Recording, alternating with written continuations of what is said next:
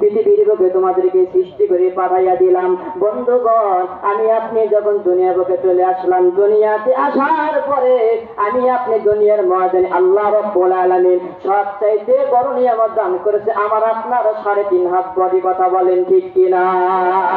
মুসলমান ভাইরা রে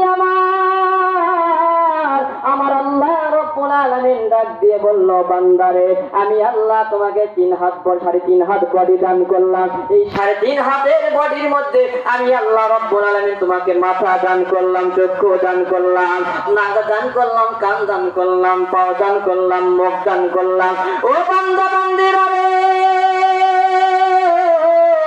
আমি আল্লাহ রাব্বুল আলামিন এই দুনিয়ার জমিনে তোমাকে কত সুন্দর করে আমি আল্লাহ সৃষ্টি করে পাঠাইয়া দিলাম। একটু নিজে থেকে লক্ষ্য করে দেখো ও বান্দা, আমি আল্লাহ রাব্বুল আলামিন তোমার মাথার ভিতরে ছোট্ট একটি মেমোরি কার্ড দান করে দিলাম। চিৎকার মেরে বলি সুবহান।